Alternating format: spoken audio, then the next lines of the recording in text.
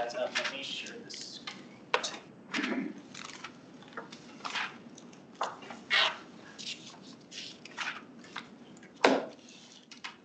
Perfect. And ready to go. Great. Okay. Call to order Peter Eckel Budget Advisory Committee. Rita Russell, City Council Liaison. Victor Rachael, Director of Public Works. Tyson Farnberg, Budget and Financial Analyst. Kevin Ingalls, Director of Finance. Dave Jackson, Chief of Police. Ben Fender, Deputy Chief. Stephen Ward, Council Liaison. Kevin Mundell, Budget Advisory Committee. Laura Cooper, Budget Advisory Committee. Okay, and approval of the minutes. Do we have a motion to approve the March 25th meeting? I'll move to approve. Oh, yeah. Thank you, Jay. We noted you to be here. Okay, any seconds? I'll second. Second from Laura. All those in favor? Aye. Aye. Jay, from you. Aye. Thank you. Okay, moving on to new business. Public Works, I believe, is first. Go ahead, Director. Yeah, thank you for having us here today. So going to go over a overview of the department, some of the things we've got, we accomplished, some goals we have set for 2025, and talk about our look back on budget for 2020. And also touch on near the end the street tax increase, how that was spent, the roads we hit with that in 2024. Wonderful, thank you. All right, next slide, please. So just quickly, our mission statement, I won't read it to you verbatim, but we're looking to improve the city as a whole. It's that big picture, how we provide services to our residents. Public Works covers a very broad spectrum, not just streets, it's traffic, it's facilities, it's stormwater. So there's a large number of things that we do, trying to promote that high quality of life and the unique, desirable community that Inglewood is. Just an overview of our structure. So we're really broken into two parts, but these are the three main teams inside those parts. So we have our engineering and asset management. They oversee a lot of our capital projects, our right-of-way permitting, traffic, street operations. Then we have our operations and maintenance. This team oversees fleet, custodial, and our facilities maintenance, so all the repairs in and around the building. And then stormwater. And stormwater actually reports through operations and maintenance, but our stormwater team maintains our stormwater system, including checking pipes, inventory, investigating issues, proactively cleaning. And we've set up recently a stormwater coordination group. It goes beyond Public Works, but we have a team that anytime we have a certain amount of rain in the forecast, we know the trouble spots in the city and we go check all the grates, make sure everything's ready. So trying to get in front of it. So our strategic plan connection, given the nature of Public Works and the things we do, we're connected in all different manners here within the strategic plan. So in the neighborhoods, we've got the streets, maintaining them, the sidewalks and the network. On the infrastructure and transportation side, of course, again, back to streets and that multimodal process, and looking to make sure our infrastructure is maintained and reduce that risk of flooding. On the economy, to get to the businesses, you need those connections, whether again, it's sidewalks, streets, paths, etc. Safety, again, touching multiple facets, and we work a lot with PD on a lot of safety things and transportation related items. It could be sight distance, it could be safety at intersections. We work with PD a lot on high accident locations, try to determine what those causes are, and then make those corrections in the system so that we reduce accidents within the city. Sustainability, we coordinate heavily with Mel England, our sustainability coordinator. We actually have multiple projects ongoing right now with the year-out energy audit, looking at sustainability and how we advance the city. Community well-being, maintaining our facilities, including Rec and Malley. Public Works maintains those facilities in coordination with Parks, Rec, Library, and Golf. And last, governance and promoting those safe places and a place everybody wants to live and work together. So some of our metrics and goals that we accomplished in 2024, we had a significant number of right-of-way permits. So these are permits where contractors come in, they want to put in a new curb cut or install a new utility connection. Think usually around redevelopment or some kind of maintenance when it comes to right-of-way permits. We applied 105 blocks of crack seal. So that's going in and making sure that the cracks in our roads are sealed so that water doesn't get in there, which would degrade the road. And in the winter months, if it happens to get water in there, then you get a freeze-thaw cycle and it cracks and just makes things worse. So that's one of our mitigation factors to make our roads last longer. We applied 28 blocks of asphalt mill and overlay within the city. We graded 40 alleys within the city, repairing the V channel and getting down recycled asphalt millings.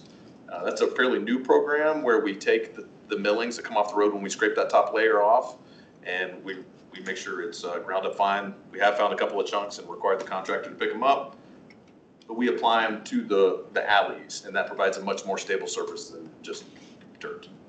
Cool. We've seen a lot of success with that. It's been a great program. And real quick question, Director. Historically, what have we done with the asphalt millings? Usually the contractor just hauls them off, Okay. and they typically recycle them, if they're recyclable. So they'll mix them back into the next batch, they'll grind them up, heat them up, and try and recycle them if they can.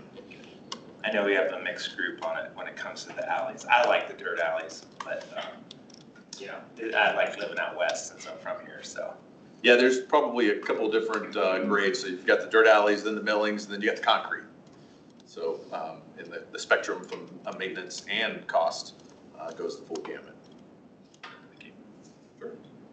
And then our concrete utility project, we replaced over 21,000 square feet of sidewalk, 4,500 square feet of curb and gutter, 8,100 square feet cross pans. So those are the cross pans you see across driveways and some roadways. And we have them as drainage also within the city at intersections. You'll see that to convey stormwater across the road. 270 ADA ramps. So that's bringing those ramps up to current ADA standard. We do have a number of ramps that still don't have the detectable warning panel and the slope exceeds the 2% per ADA.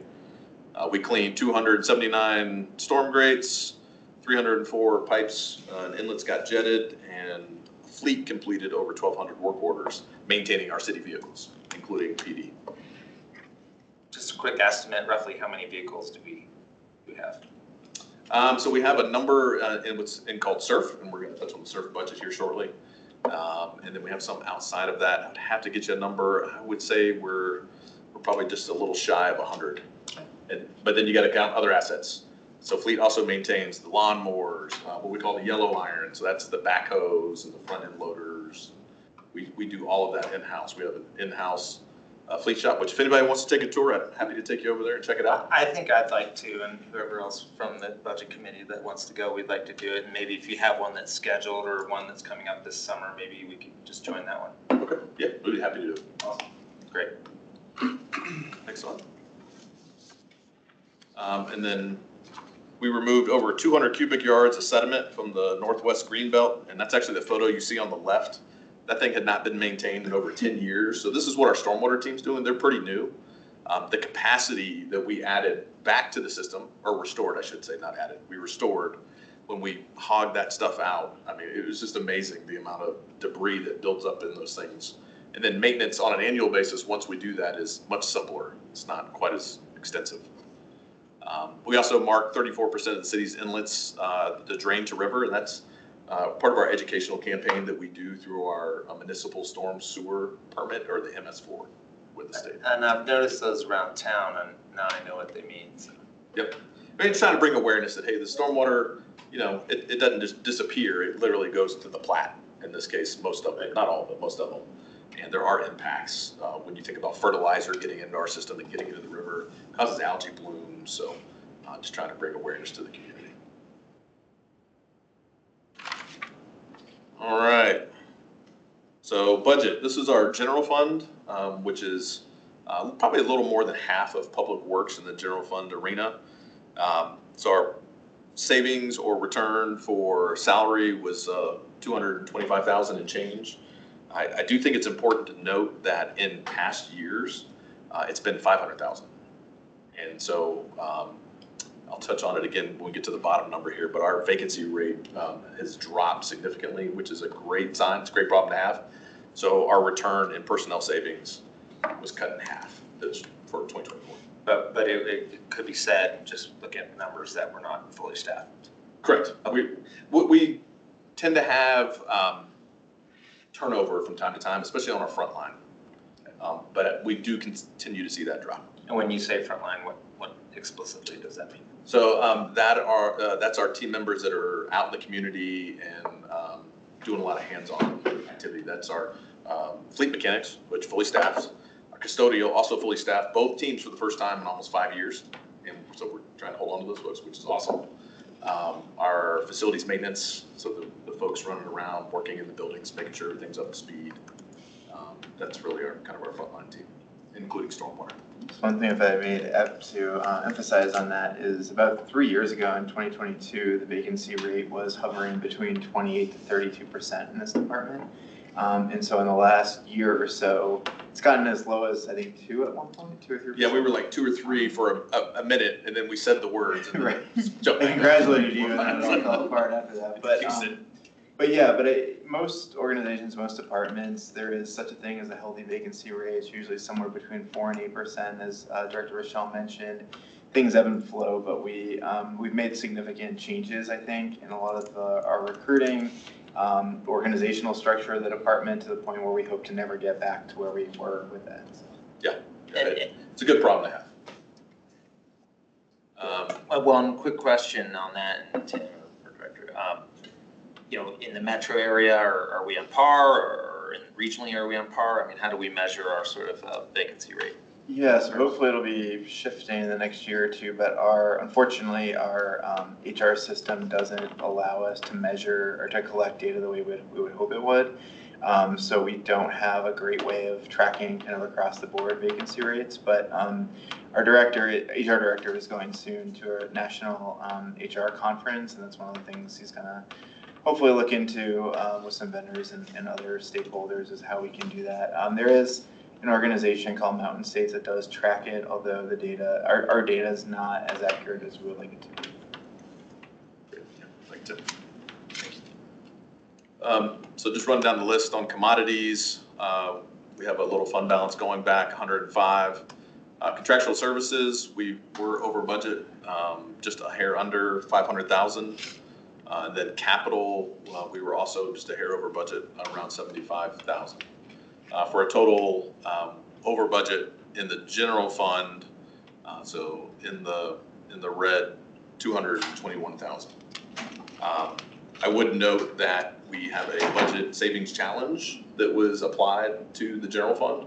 And so that was a goal that Public Works was striving for, meaning that, so Public Works had a budget, and then we took a haircut right off the top and said, okay, that's our savings goal. That money is not there. And that number was 307,000. And so in consideration of that, we did not meet our budget saving challenge because we're in the red, but we made it under our original budget. So we will be talking, as the numbers finalize, as noted in the footnote there, to City Council about supplemental to true up the book, so to speak. And was there a specific reason for that haircut or that target goal that was changed? We were trying to understand that the sales tax was projected to be relatively flat in 2024. And so I believe all departments, correct me if I'm wrong, Kevin, had a budget savings challenge goal. Yeah, we do it by that, all departments, based on historical performance of the department. So between that, we also had a few contracts that renewed mid-year that we're going to put a finer point on for 2026. 2 examples are the MRI contract, that's our big custodial contract, and then the allied contract. And so we saw increases in both of those costs, although they weren't the full year, but we did see things like that, and those fall under the contractual professional services number. In prior years, our vacancy savings had kind of offset some of that as well. So between the contract changes, the budget savings challenge, and then the good news story that we didn't have a lot of vacancy savings That's why we believe we're in the red, 221,000. And while we're on the contractual or professional services line, and you can answer this at the end of the presentation if better, but, I just am always curious, in the city, are there any ways, or do we ever see opportunities where we can reduce those third-party contractual expenses and perhaps do it in-house? That is a fantastic question. And for Public Works, we would love to bring more of it in-house. Two examples. We are going to be putting forth an RFP shortly around security services to look at bringing some of that in-house. So we need a consultant to help us with that. The experts are across the room here, not Public Works, and their bandwidth is limited as well. So Public Works is looking to bring a consultant in to help us look to bring that parts of that allied contract in-house and reduce that cost. We also are working with our custodial team to determine if there's any bandwidth capacity. I think I know the answer, but I want them to tell me, to take on additional responsibilities when it comes to the custodial requirements in our facilities. And can we bring that in-house? One of the challenges we always have with those kinds of conversations are, yes, we want to bring it in-house, but we're never fully staffed. So it's really hard to say, we need another FTE. We want to bring it in-house. Can't even fill our own vacancies. Again, I'm gonna knock on wood. Tim, hopefully we haven't jinxed it by saying it more than once. The custodial team is fully staffed. So if we can keep that trend going, and then my team, with myself working with them, can put forward the data, we may be asking for a position, if it's feasible, which it may not be, to bring some of that in-house and reduce our cost. Sure, and understandably, there's a significant financial benefit and total compensation, let's call it, for third-party contractual services, just depending what it is. So I understand that. So, Sure. It's absolutely a balance, right? Because we have all the benefits you pay here, but we're also paying 2 to 3 times to bring it inside, because they're paying a markup, and they're sometimes paying their workers certain benefits, depending if they're 1099 or W-2. okay, thank you. All right, the next slide is our stormwater fund. I will just highlight here the capital line item. You'll see that there was an estimated $16 million used, and we're returning $5.8 million. That is the South Inglewood Flood Reduction Project, which is still underway. We do expect to utilize that this year, and the project is supposed to be complete in May. So we'll be closing out the books. Substantial completion in May. They'll still have some touch-up things to do after that. So that project will clear out. After this, you'll also see the transfers out, which goes to some of the collaboration and other things. And then we start the debt service payment after that. So there'll be a new line next year on debt service for this fund. And that debt is tied to what assets? It was a loan. So it was a straight loan for the project itself. Okay.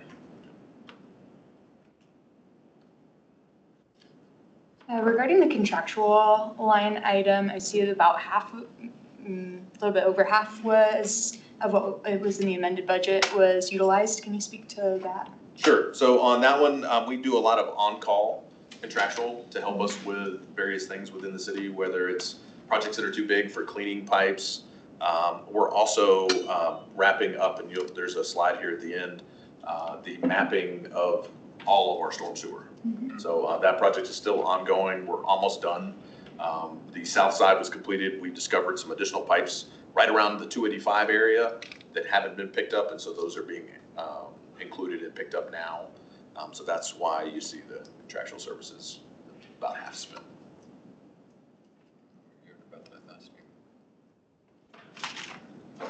Next slide. The concrete fund, again, enterprise fund.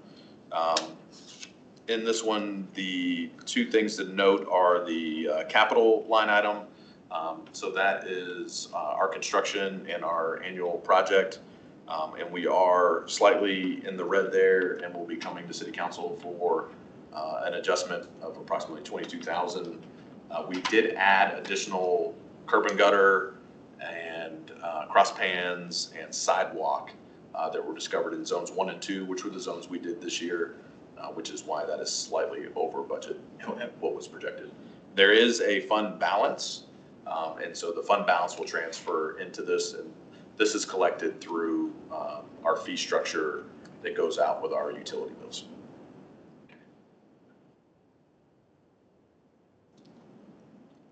Excellent.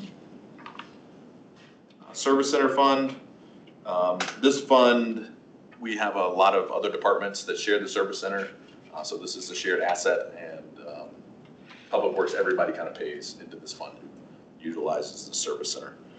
You will notice here that our personnel savings, if you will, going back to the fund balance, wasn't 100% utilized. We did not have a full fleet staff for probably a little less than half a year.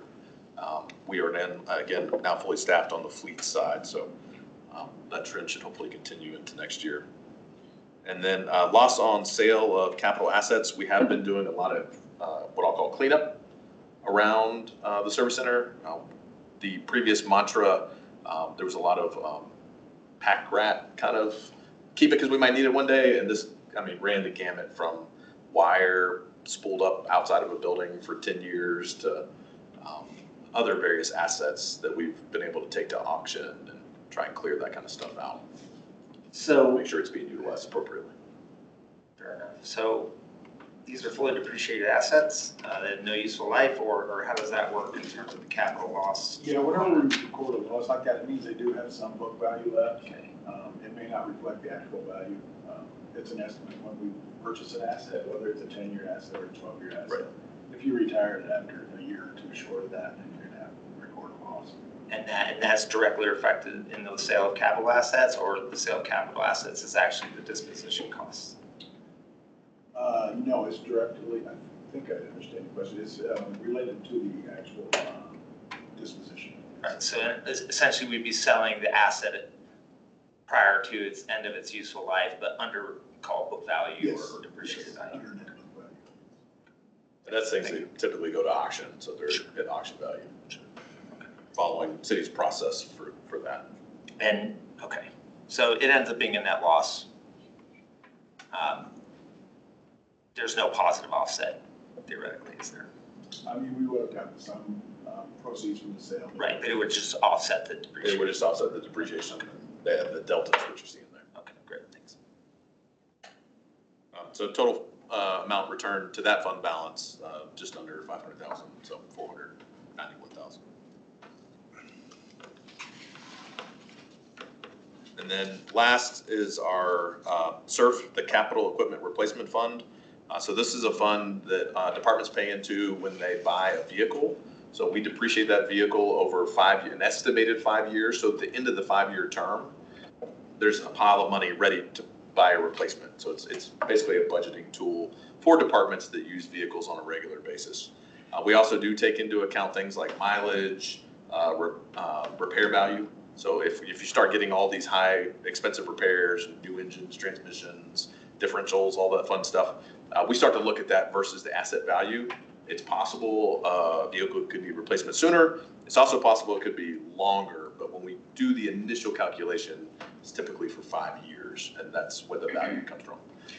Do we have a firm, like, oh, this asset's 8 years old, it's past its useful life, like one of the officers, you can't keep that old Tahoe anymore, you have to get a new one? Or how do we necessarily say that an asset is there some breakover, or maybe it's a long explanation, but the wheel fell off last week and we're not fixing it anymore? I mean, how do we make that decision per se?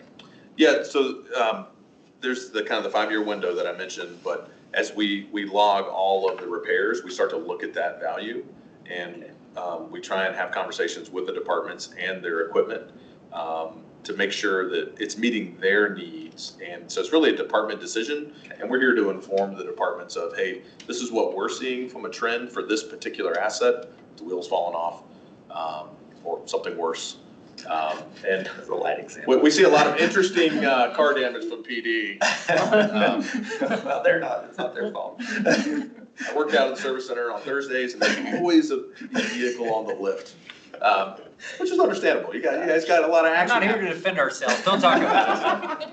You keep us busy, it's a good thing. So yeah, it just depends on the vehicle, but there certainly is a break-even point. We do have some vehicles that they're just lightly used for whatever reason, and they last 5, 10, even 10 years. So we're trying to just be responsible and make sure we're meeting those needs, but we also want to make sure we're not sinking thousands of dollars, tens of thousands of dollars in an asset when it's past its useful life. And that's when we look at the auction value. And you have some value in the market Yep. for it, so if there's an offset. So Exactly. great, thanks. So when you have a loss of sale on assets, does that get spread out to, do you increase the department's capital equipment replacement? Yes, so I would have to double check, but that's probably multiple assets. So when we look at replacing a vehicle, we calculate in what the estimated auction sale will be. That is not taken into the SURF calculation. It's done after the fact because we don't know. So in this case, it would add to the SURF calculation, meaning that if the department had to pay in, I'm just making up numbers here, $10,000 a year, and it came in negative, that number would go up after it went to auction, depending on the difference. Okay.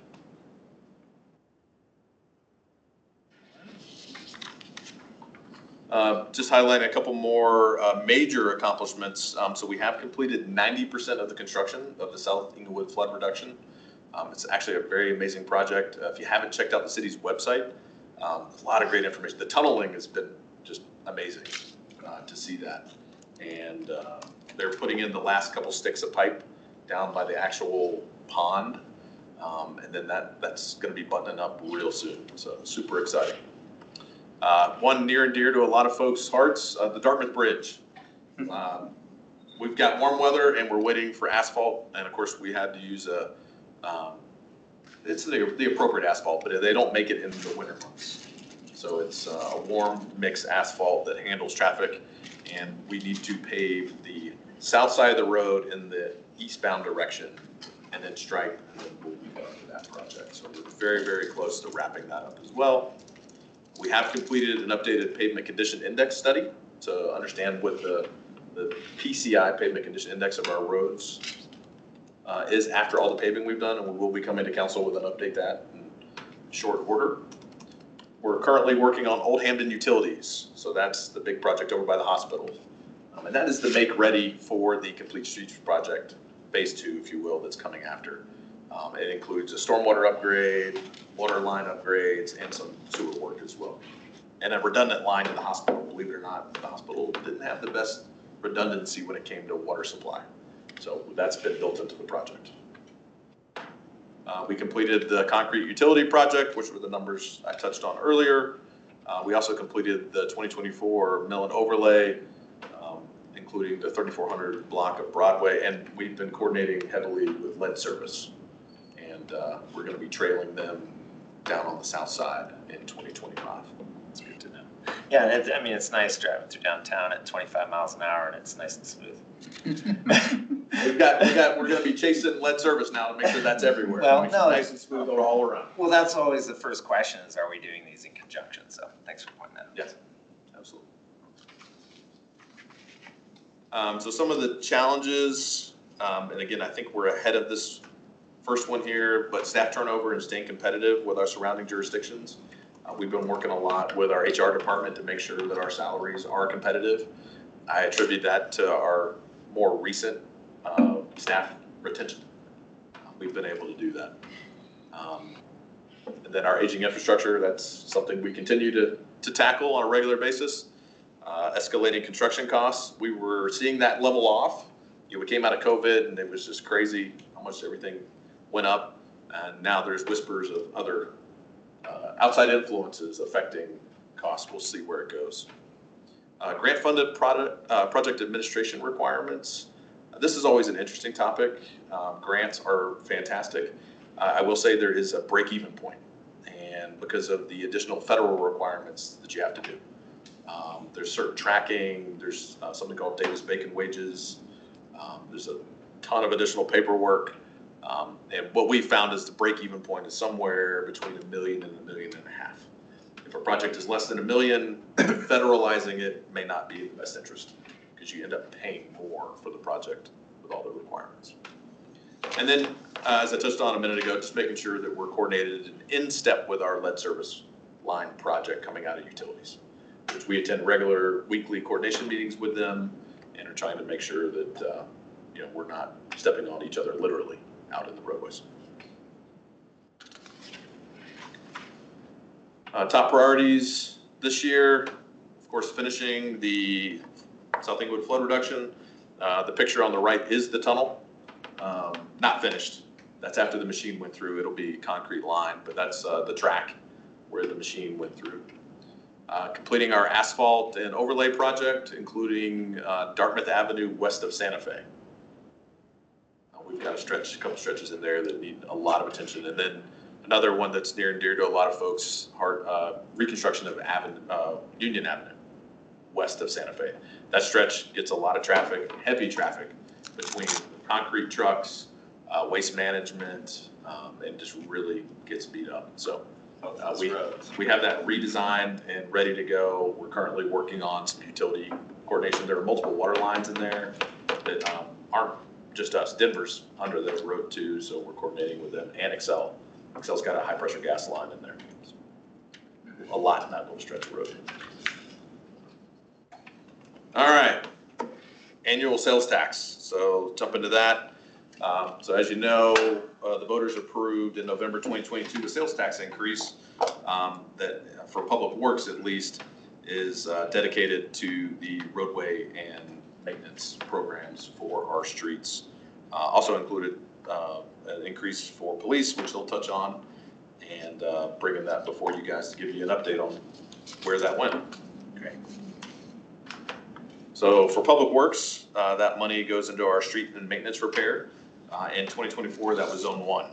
So we had Broadway from 285 north to Floyd.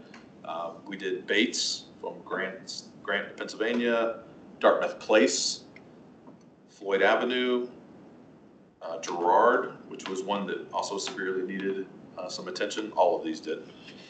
We did Lafayette, Lincoln, Logan, Ogden, and Pearl from 285 to Old Hamden. We also did University from Columbia to Girard, and then Inglewood Parkway from Cherokee to Broadway. And that was where the sales tax money was spent on our roadways. Budget Advisory Committee, do you have any questions? Jay, you too, I don't know if you can hear me, on the sales and use tax used by Public Works? No, and I can hear you just fine. Yeah, not yet. Yeah, do you believe that this information is satisfactory for what we're asked to do? I think I'll want, a little bit more detail eventually, but we don't need to jump into that right now. Yeah, and we're certainly happy to provide as much or as little as you feel is appropriate. Yeah, I think we'll make a decision on the sort of final deliverables for, call it, the audit of the taxpayers' money on by June 24th. Okay. So I think we'll review this as a committee, and then we'll let you know if there's anything additional, which this is great, thank you. Yeah, certainly happy to provide any additional breakdown you'd like. But generally, just so you know, the way we run the program, we have kind of two buckets of money. So we have the sales tax money, and then there's PIF, the Public Improvement Fund money. And we use the sales tax money first, and then we overflow into the PIF. And then we have the ability, because we get unit costs from our contractor, to add additional streets. This year, we were somewhat limited to add additional streets because we're being very sensitive to the lead service line replacement. Sure. As we continue to trail that, will be more doors will open for us and more opportunities. Because what we don't want to do is pave a road and then have 15 cuts in it, brand new. That would not be good. Yep, makes sense. Definitely have your work cut out for you on the streets and roadways. Yes, lots to do. A lot of traffic. Yes, traffic and needed repairs.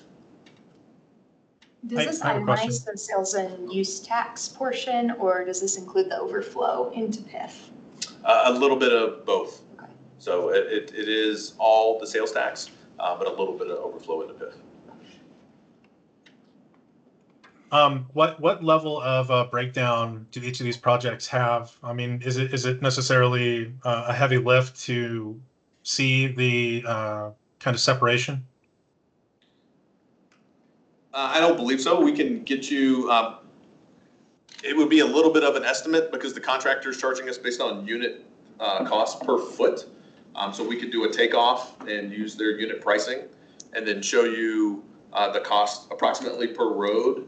And then you would just counter that with the sales tax dollars and you could see that number go down and then the PIF pick up.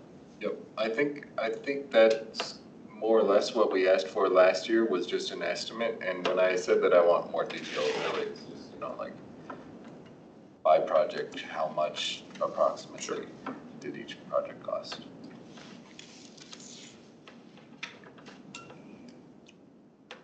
And that helps us, in city council as they're asked, then we have a number. And I think you all are doing a great job, and that's my opinion, but thank you. Yep, we're happy to put that together. We can kind of update this and put it into more of a table format. That way you can see the cost. So we'll probably give you something, lane mile, cost per lane mile, and then that way you can see it. I'll check with my team and see what the unit costs were for the vendor. It could be linear feet, but we'll make sure that's consistent and provide that. And I think that's maybe even a little bit more detail. I think last year it was just an estimate, like total figure estimate. So, if you have to get that detail to do the math anyways, I think it would be interesting for us to be able to see that if it's available. Sure. Sorry to interrupt. But you're right, it was a relatively general cost by pavement section, I'll call it. So, Yep, happy to do it. somewhere in between, it's fine. Anything else, Jay, on that one? No, thank you.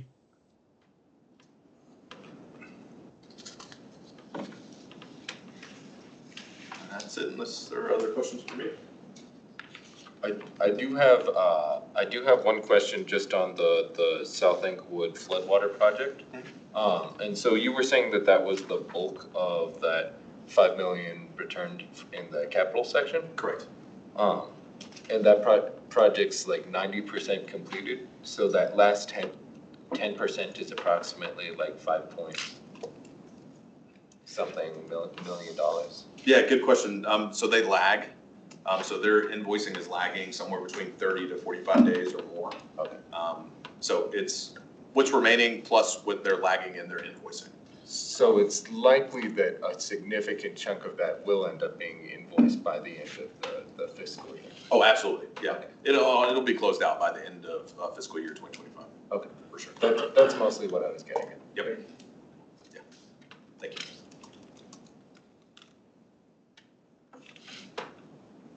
All right, anything else? Great, thank you, Director. We really appreciate your time today. Yeah. Thank you. And the Great details. questions. Thank you for all the detail, yeah, absolutely. Yeah, we'll get that updated information and coordinate with finance. Great, thank you. Okay, Chief of Police Jackson. Yep. And Deputy Police Chief Pender, floor is yours. Thank you very much. So Dave Jackson, and been out here as the chief for about 6 months. So this is my first time at the Budget Advisory Committee. So I appreciate you all doing this and appreciate this opportunity. Just a little quick overview. We have about 100, we're listed for about 135 full-time employees. We're at about 132 right now. We swore in a police officer this morning, a new police officer this morning, right out of the academy. So that's great. And I'm sorry, first name, Peter, you asked about the national average. We are well above the national average right now on police officers. So our staffing levels, I knock on wood, are good. We would like to have more police officers. we would definitely like to have more police officers just to provide all of this service, but recruiting and retention is difficult. We'll get to that, but I wanted to hit that right off the bat. Great. And then I would just refer you to our website, to our annual report. You can get a lot of that information off of there. Just real quickly, our department overview and our core values, courage, character, and integrity. And just I've inherited a really, really good police department. It's a great problem to have. We want to make it a great and exceptional police department. So that's kind of what we're working on, and we'll get into some of that. Our organizational structure, as you can see, we have a chief of police, 1 deputy chief of police, 3 division chiefs that are over support services, or things like internal affairs, communications, and some of those other administrative opportunities. Special operations is a lot of the detective and investigative work and some of the codes things. And then patrol over there on the left side. I kind of went backwards from my side, but and then patrol and SWAT teams and things like that. As of yesterday, we've promoted a lieutenant who we haven't set a date yet, but in the next couple of weeks will be a lieutenant assigned to the patrol bureau. Kind of help out with some of that. Department metrics. That's a pretty busy slide.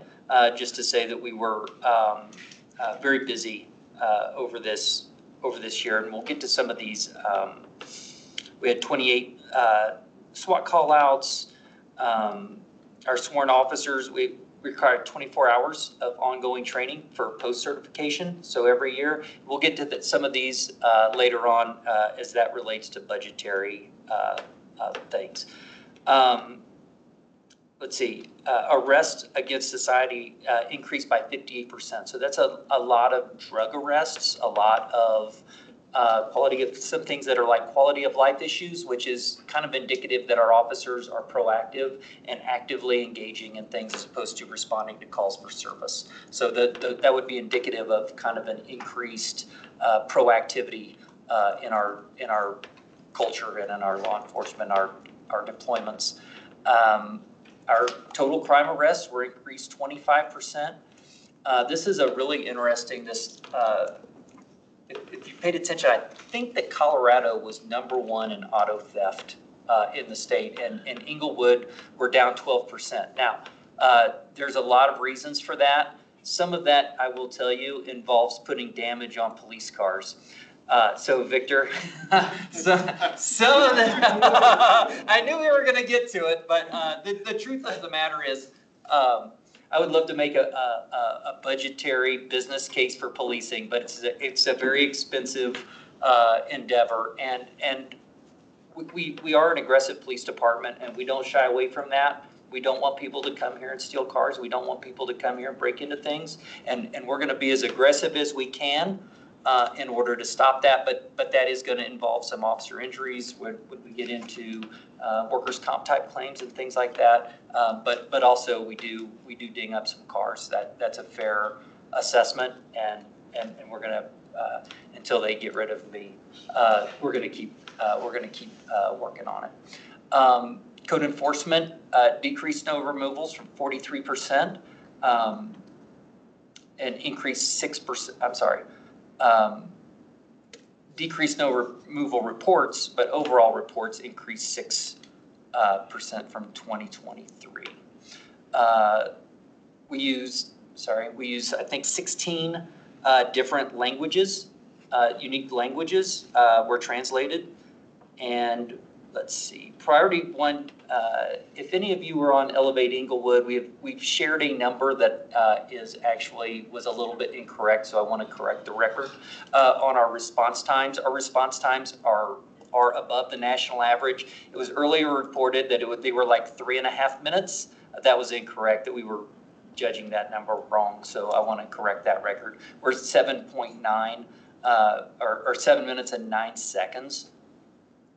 You can see kind of where Denver is on an average. I will tell you, as I said, I've been here for 6 months, in Kansas City, Missouri, which is where I came from, our number was a lot closer to where Denver is. We still have really great response times. They just weren't as great as we previously reported. And one thing that just to be clear on one thing, we are judging these from when the call comes in to the time the officer gets there. That is not standardized throughout the country. So when you see some response times, that could be when the officer is dispatched to the time they arrive, or other numbers. Just to be consistent for us, we use the longest number. Call comes in, officer gets there. So that's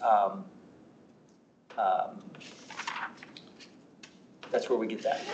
Is that PD only, or is that PD. inclusive of EMS? PD only. Police department only. Yeah, we did you remember, we did a pretty large Yeah, response time on EMS and Denver Fire. Was it last year or 2 years ago? I forgot. It was. yeah, it's just Lot of odd to numbers. see that change because it doesn't match my experience, first of all, just in general, but also the data that we got before was so different from that. What do you mean on Elevate Inglewood? No, when we did a council request on. No, I don't think we did it. If I remember correctly, we didn't do a council request on the PD, P1 response times. P1's a completely different animal, and I think that's why we separated this out. Okay. Our priority 1 calls for service are literally the calls that are, if officers are on other calls, they'll leave those calls to go to this Yeah. call. So, and that's from the time the first call comes into dispatch to the time the first police car gets Okay. there. It's not overall response times like for property damage accidents Yeah. or criminal mischief No. reports or anything like that. These are actual emergency calls. Okay, great, thank you. Of course. I'll go into a little bit about the funds returned. Obviously, at one point we did hit, actually a couple points we did hit 100% sworn officer with 0% vacancies on the sworn officer side last year. Couple of times because that had ebbs and flows, but we did return about $463,000 to the fund on personnel savings, and that was across the board. That was dispatch, sworn officers, code enforcement, just out of the 132 employees. We just reported in Q1 of 24, we're at 91% sworn officer filled, so we're a little bit lower, but we did fill one today, and we've got a testing on Thursday with 4 more people testing. So it's Academy graduation. Academy graduation. We'll have 4 more coming out in May. So it's getting close. So we're getting there again. Commodities. What we did on that, we went over about $112,000, but we used. We went ahead and prepaid for some 2025 expenditures out of salary savings from 2024, which made our commodities go up and out of the amended budget. So we did that, and that was things like ammunition, practice ammunition, ballistic shields, some drone expenditures, things of that nature. And then our contractual, actually, we returned about $186,000. Some of that was due to the Rachael County Emergency Management contract. We didn't have an employee for a certain amount of time that was assigned to us from Rachael County, so we didn't pay that for that amount of time. And then we did have some contracts that were lower than we anticipated last year. And we have contracts. The reason it's $9 million is because we also include the Denver Fire contract in our budget. That's why it's so high. So everybody gets that part. And that part gets expended, I want to say it's monthly, but we encumber it at the very beginning of the year in our budget. So that number is the same. We've got that in there. Capital, we didn't change or didn't do much on that. And our capital is almost all SURF fund. Our capital is almost all cars. I would say 99% of our capital is cars right now. And so in total, we returned about $500,000 to the general fund last year. You guys have any questions on that? Not for me. Some 2024 accomplishments. Obviously, we welcomed Dave Jackson back in November. It's been fantastic. We talked a little bit about our department being fully staffed a couple of times last year, and then that ebb and flow and 91% Q1. We've got our installs complete on some city center cameras, which have been super helpful, and we're talking about making some improvements to those. We brought our police case resource case manager in last year. She's a licensed clinician.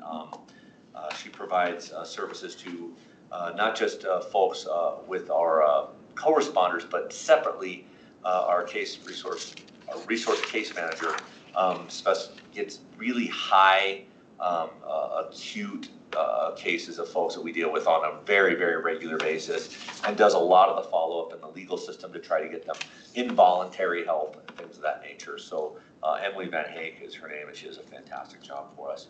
The Fire Marshal's Office issued over 25,000 permits last year and inspected over 24 million square feet of property. One thing that we do that I really want to focus on with this one is our victim services doesn't get as much attention as I think they deserve. And one of the things that our victim advocates do is they work with Inglewood Schools on it's a program called Handle with Care.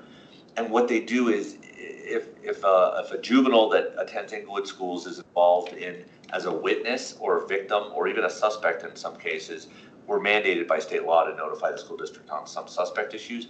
But victim and witnesses, what we do is we notify the schools that that person has been involved as a victim or a witness of some type of crime. And that way, it's kind of an early warning system. If their behavior at school changes or something different happens, that the school knows it's something that that happened outside of the school, and that's a really neat deal. So we actually talked to them about 370 kids last year that were involved with some things, and that was really cool. And then obviously last year, which some of our council folks know, is we got our full implementation of our flock safety, which is 10 stationary cameras, 2 flex cameras. They only keep data for the last 30 days. That they only keep data that long, but just in the last 30 days, we had 2.5 million hits of license plates that they read just in 30 days.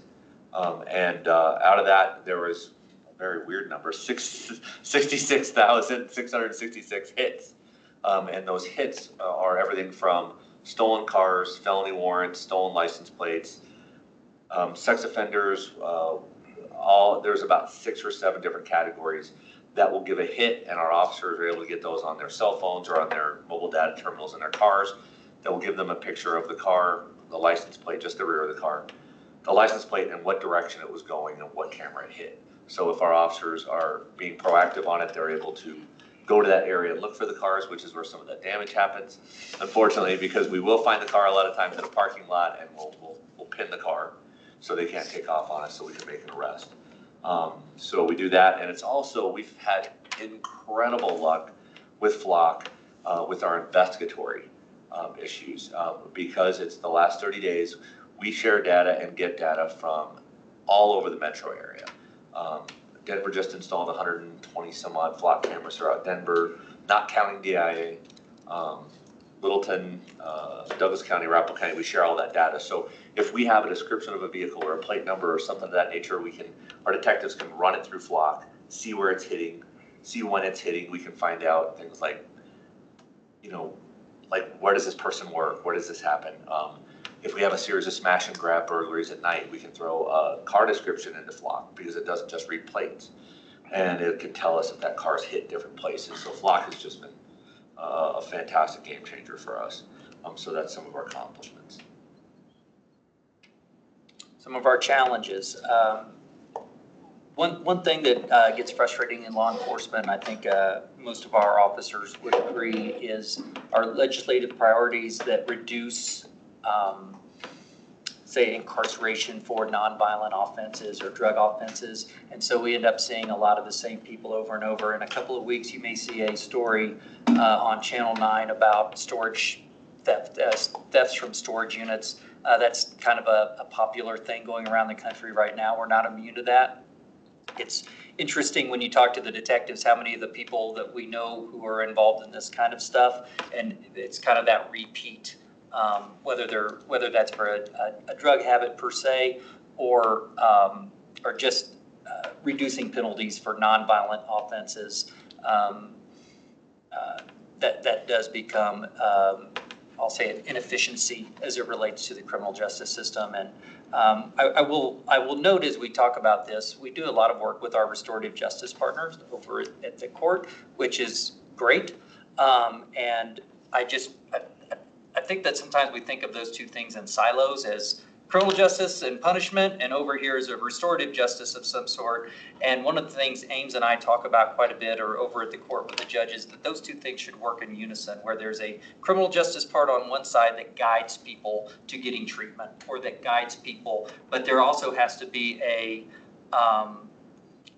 course correction or some type of consequence involved if you're not going to participate in that too. So those are kind of it can be a challenge, I'll just say, working through this long term.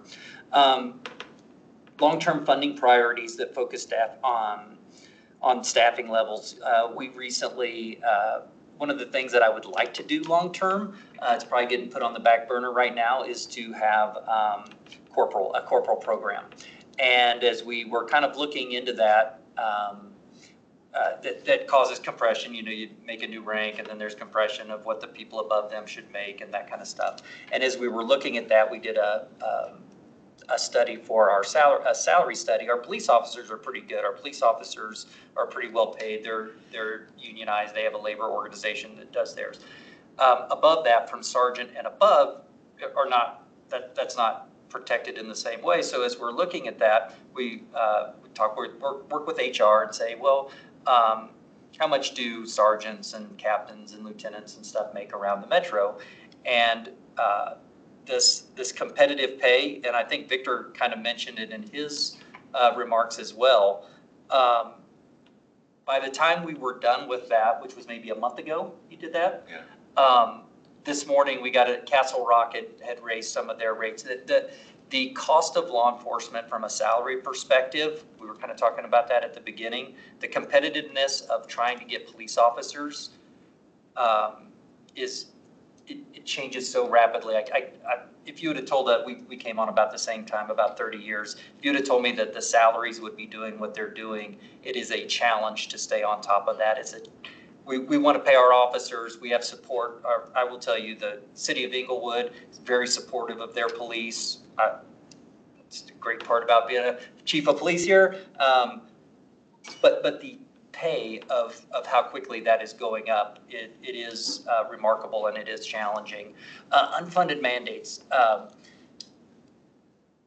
We were talking about 24 hours of post-certified training every year. I think our officers ought to be trained, but that's 3 days out of work that they're missing in order to get the training, or how we calculate that out over the course of the year.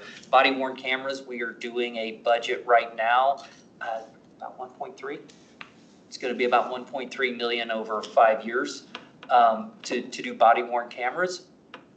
And all of these, like the flock cameras and the license plate readers, I am drone technology, drone as first responder, all of these things are awesome. And the technologies out there are incredible, but they all cost money. I'll tell you, spoiler alert, they do cost money. But we also want to provide the highest level of service that we can. So those can be challenging. We do have bond premium that we are spending. One of those things that we'll talk about in a few minutes is refurbishing a building. And then as we expend that is going to encumber some more costs in our budget, replacing equipment and buying things. So as we exhaust that, looking at our budget moving forward, what does that look like? I'm not sure. I'm kind of learning that as we go. And then, like I've mentioned a few times already, the sworn officer recruiting and retention. We lost one for maybe $5,000 to go to a different organization recently. $5,000 here and it does make a difference, and I understand that. Quick question. Yes, please. Well, one, I think we should definitely pay our officers and be competitive. And Castle Rock, I mean, it's not as urban of an area as here for sure, which I'm sure has additional complexities. But also on the body-worn cameras, for instance, 1.3 million, let's call it. does this come out of the general fund, or will this be a capital priorities measure? It's to be determined. It's a big number, so. So like right now, we're at the very end of our 5-year contract with Motorola with WatchGuard. And that original amount was paid for with bond premium. We paid the whole 5 years up front with bond premium. Now that's down about $700,000, which we're talking about that internally and what to do with that. We're using some of that money you'll see on the capital projects for new mobile data terminals, new computers in all the cars. About $400,000 is coming out of that. So what we're doing and working with Kevin and his team on, whether it's going to be general fund or capital improvement, is we wrote it up and it'll be in the CIP book, right? Isn't that how it works? And then so we wrote all that up, and now we're going to take that to them because that expires for us in Q1 of 26, I want to say. So we've had to do a lot of work on the backside, because if we do go with a different vendor, which we probably will, there's going to be a lot of migration, a lot of issues, a lot of different equipment issues and in-car cameras and things like that. It seems this would be a pretty high priority for us. And when I put that as a challenge, I think that's not to say we shouldn't have body cameras or anything like that. It's just, it is a challenge. It's money is money, I probably don't need to mansplain that to the Budget Advisory Committee. You probably completely understand that as well. No, I think that's important, and keeping our policemen safe and our community, I think those things have incredible value. Of course, yep. And the companies that make them know that. So we do have about $2 million in bond premium. We have about 1.3 million of that encumbered to renovate the Fox building, which is right across the street.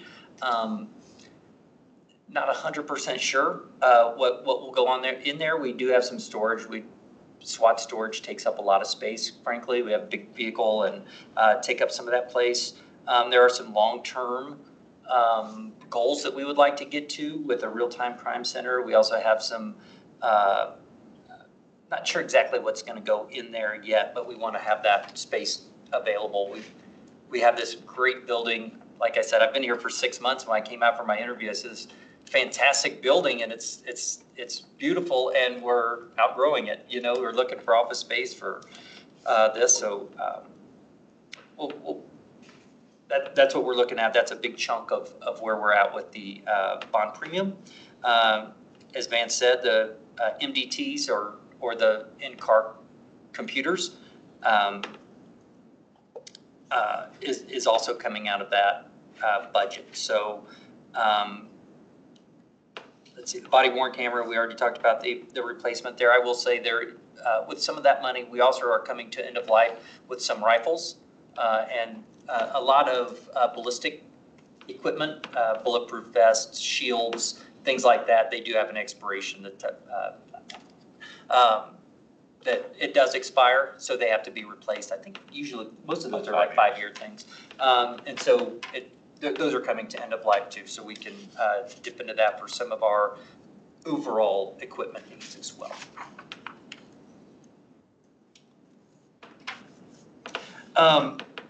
As we get into some of where we're using, you guys are aware of this slide. I think Victor had it up the next time, so we can just skip to the next slide and talk about this. And I really, especially being new here, I really kind of want to hear your all's feedback as to what you're looking for in this. And I can tell you some of our alternate policing things that are listed up there. I guess I would say as the chief of police, I see so much crossover in what we would call, bless you, in traditional policing. And what I think of as traditional policing is a police officer gets called for a person who's acting erratically. And in their judgment, they can figure out a way to arrest that person for disorderly conduct or trespassing or something like that. I think that a more alternative policing is geared more towards what is the underlying cause here? What is the underlying factor? What's going on? Is this person having a mental health crisis? Are they having addiction issues? And then we can we now have the opportunity to get one of our co-responders or an MRU officer, mobile response officer, to come over there, school resource officers when we have things going on at the school. There is a lot of crossover in my estimation as to where traditional policing stops and an alternative policing starts. How we engage with restorative justice, for example, we were kind of talking about that a few minutes ago. How do we work through those processes instead of it's just everybody, we just need to find a place in jail to put everybody. And so I think that in some ways, we're kind of building the airplane as we fly it, and where's all of this going?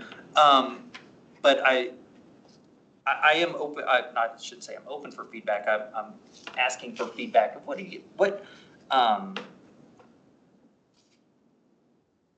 that's the way I see it. But I'm certainly love to hear some feedback as we meet again in a couple of months. I know. So just to start off, I think the goal is to essentially, and I'll let everyone else fill in because they've spent more time on this than me perhaps, but the goal is to facilitate the ability for, in this case, the Budget Advisory Committee to let council know on an annual basis and taxpayers that the 20 basis points or 10 basis points that went to alternative policing is used for the measures that the voters voted on, which, as Deputy Chief of Police Fender told us last year, I mean, and you are too, extraordinarily gray area. We don't know what it's like to be out there on the streets. We just want to be able to have within our annual report and during this, let's call it presentation, because I think next year our goal will be to have Public Works just speak once and the Police Department just speak once to save you all some energy and time, is to have sort of a stamp that says, yep, the audit, the tax dollars that went to fund alternative policing in this case were used for their intended purpose. And so it's really that simple. So I'll let the rest of the group speak on what they may think around that. Well, I have a question. So the report that we've been using and that has been approved recently, we went over it 1 or 2 meetings ago. I'm just wondering if the chief has been able to see that in his 6-month spin up in training so far. Has that been made available? That was the spreadsheet that we sent. Just the, Oh, yeah, we've been working off of that. Yeah, we've been working off of that for sure, and that was one of the things we wanted to get some more feedback on for the June meeting, because I know that some of your requests were to get away from the percentages and to get more hours, and some of those types of things is what Jenny and Tyson have talked to us about, and I've actually got that pulled up in front of me. But we want to know, I guess because we will give you what we think are estimated hours, that we can say, this position is estimated to do X amount of hours out of 2080 a year, right, on that. And so we can get those numbers. As a matter of fact, Tyson's working with finance to get us some specific names and some positions of hours that we've worked on for the June meeting. But additionally, I think the chief and I talked quite a bit about, we've got so many other numbers, like our next slide talks about, our drug-related arrests increased by 66%, 610 drug-related arrests.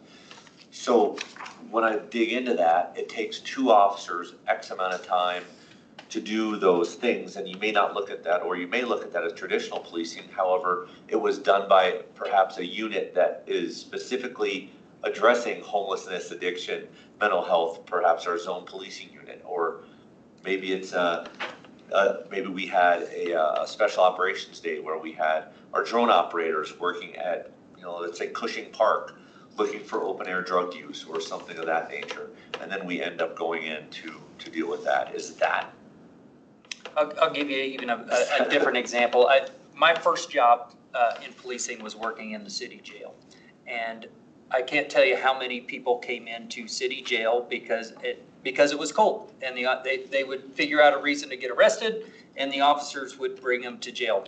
And tell you more stories are horrible. But one of the things that's interesting now is that our officers can take somebody to directly, we take them directly to emergency housing, for example, when it's cold, shelters and that kind of stuff. So how do we quantify that as a patrol officer using an alternative mean to handle? What I would put it is problem solving, not traditional plays. Like, how are we handling and addressing these and trying to get to the root causes and getting them to a navigation center, for example, and trying to handle these root causes so we don't keep having the same arrests over and over. It's like was it 674 drug arrests this year?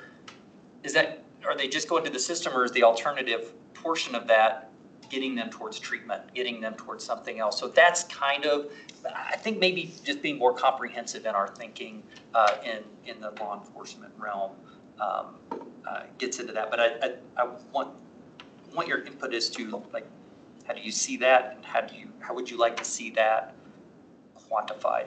Well, thank you both for that. And the gray area seems unfathomable to me. So I think part of this conversation is for you all to give us some direction. And maybe we don't want hours, and maybe it's not full-time employees. Maybe it's caseload, or just I think we were looking for some metric that on an annual basis, the committee can say, yes, the $1 million call it went to this particular alternative policing and helped our community out. And I know All Health Network's a part of that too, so that's a whole nother chunk, right? That's the easy part. Yeah, right? that's the easy part, right? When we can say our co-responders we have cost co-responders, us all this health, much money, MRU, our case manager cost us, that's easy. It's the whole package that gets harder when you're dealing with issues of homelessness, mental health and addiction. That's where it gets, in your words, the gray area, which is tough. Like I said, I mean, okay, I'm flying 2 drones over an area on a special operations day with, 10 police officers ready to go in and make arrests, which we do on a very regular basis in different hotspot areas of the city. Is that alternative? It is, because we're doing something to combat addiction.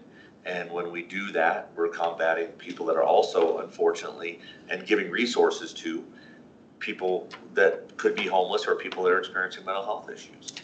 Another example would be a targeted enforcement day when we have a hotspot area that's we've designated, say, 6 police officers on this day. We're going to go target that area for enforcement on that day to address some of these issues. Some people get to housing and sheltering, and some people go to jail. But it is a dedicated effort towards addiction and homelessness. So that's, I think that's a part where I think gray is a great area, and we've lived our whole lives in gray, kind of in a good way. But I'll also kind of echoing what Victor said earlier as well about welcoming feedback before June 24th or whatever. If any of you are anything like me, when I drive home tonight, I will get about halfway home and say, I should have said blank. And any of that, we value whatever you guys think of when you leave here. Please let us know, and we'll get it in there and the way you want it. Thank you, and I'll let everyone else talk and I'll shut up. But I think we want this to be something that's simple, straightforward, and easily done for you all. And again, this is just for the voters. Yeah. And we just need to say yes or no, and that's our simple outcome. So I think your recommendations will be the primary consideration. Yeah, just a few points of clarification. I think the big ask as far as like a change this year is last year. The descriptions and the FTEs were kind of the same column, and because we want this to be something that the public can look at and clearly understand, this is where the money went and this is how it's related to alternate policing. One of the big differences in our ask is we do still want an FTE or something like that. One proposed alternative that Peter wanted to see whether it was feasible is hours, but even if not, the FTE is fine. That's more frosting on the cake or something that I think, Peter, you can speak to this more directly, but it seemed to me like that was something that we're interested in, but not necessarily a concrete ask. Really, we're just looking for a little bit more description about what each of these roles is doing. And to your point, I'm very proud to live in Englewood where we do have a lot of alternate policing baked into our policing practices.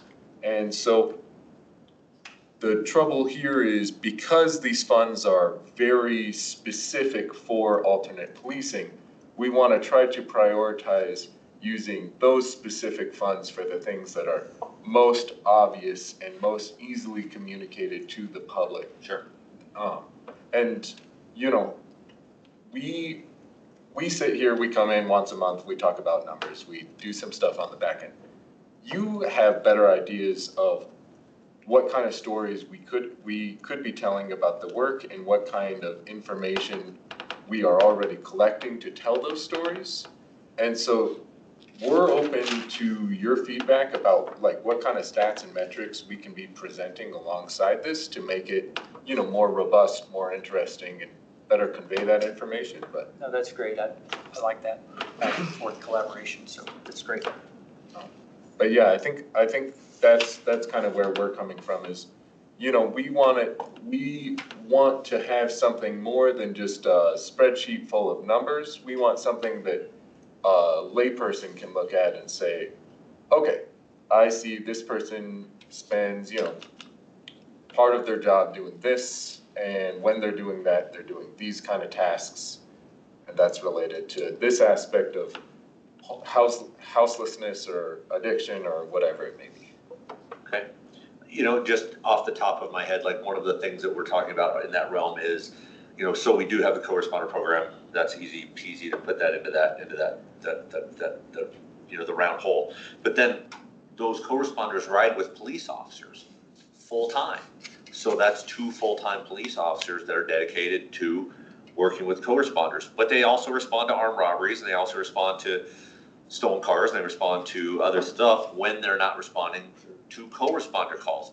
But the other part of that is when they do, the co-responder kind of then takes on a different role, not necessarily of a victim advocate by any stretch, but they show up and they're able to talk to other people that are at the scene when they're on the scene. de-escalators. Yeah, and so so that's why we're rolling like 2 full-time patrol officers into that with that. And is that the kind of molecular things you kind of want to see in those descriptions? I mean, yeah, I think that kind of information, certainly. Okay.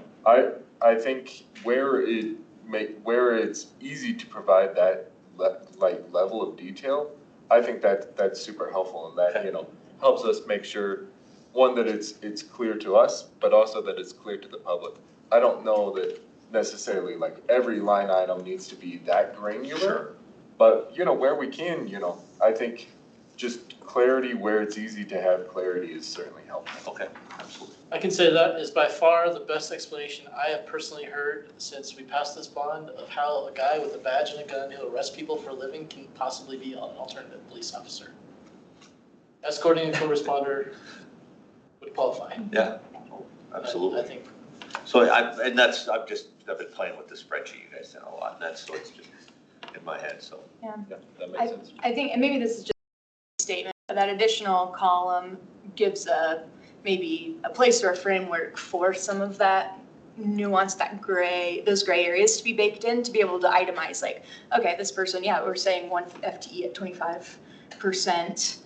And these are some of the things that consists of. Sure. So that would be kind of one thing that I think helps make the case to the public, to the taxpayer. And then also I think, there are so many of these gray areas. What are the ones that rise to the top as maybe the least gray that we could begin to add up to be the 1.1 million and say, this is what was allocated. Yeah, and then you guys can easily put a pin in it. And just one more point, like if there is a part of this format that isn't really making sense to y'all, let us know. We don't necessarily, it may or may not make sense to change it this year, but like this is a new process for all of us, so we're looking to make it better. And so if you have ideas for how to better communicate to the public or just, cause less hardship on trying to, figure out, a particular statistic or something from your end, let us know. Yeah, and just to say that, I should say on the record, we are dedicated to transparency. We want to make sure that we're good stewards with the taxpayer dollar. We take that quite seriously, I will say. And we appreciate it, and it shows you absolutely. Yeah, we do. And I absolutely appreciate this conversation as well. I agree with Councilmember Ward. I felt like at the beginning we were just backfilling numbers, but this has kind of gotten both the committee and you all to think outside the box, and I think it's a much better explanation of what will help the citizens see that.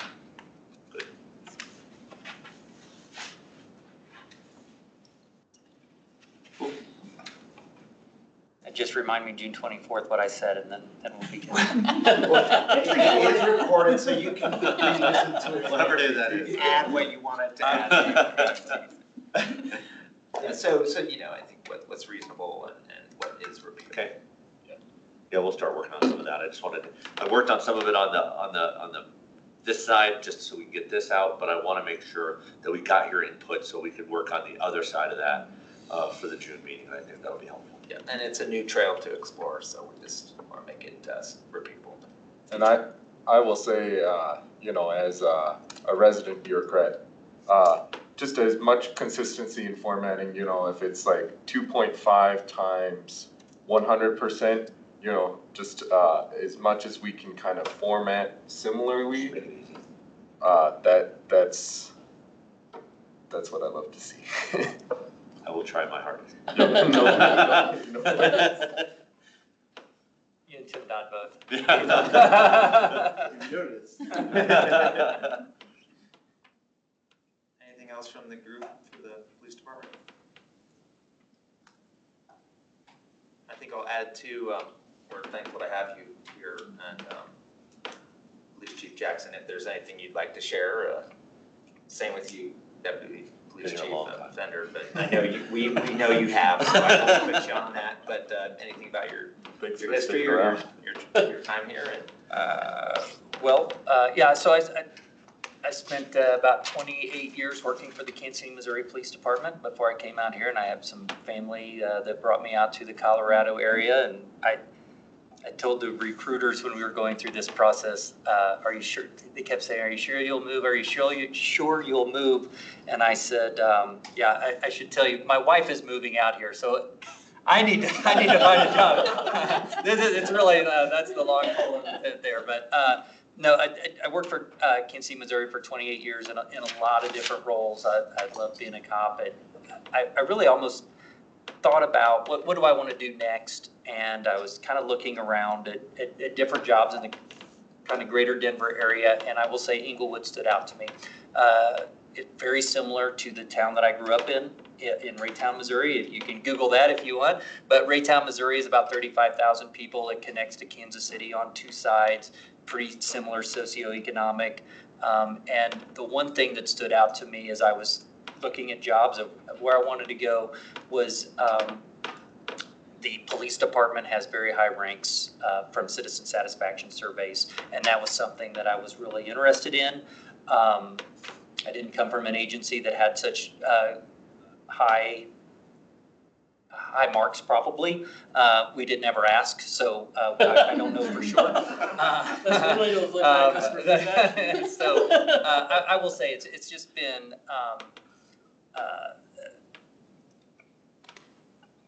if you're going to move across the country to be a chief of police somewhere, I have somehow or another ended up in a really great position to do that. You looked at our organizational chart earlier. You can listen to Vance sit here.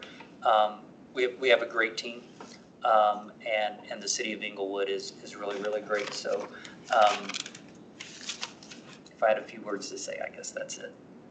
We do psychological study. What do they call those? Insights. We do that self-discovering. Come to find out, I talk an awful lot. So I try to be respectful of your time. Well, we appreciate it, and we're grateful to you both and your department. you know, all you do for our community. Thanks for being here and thanks for staying here. Of course. Yeah, Definitely thank you for staying.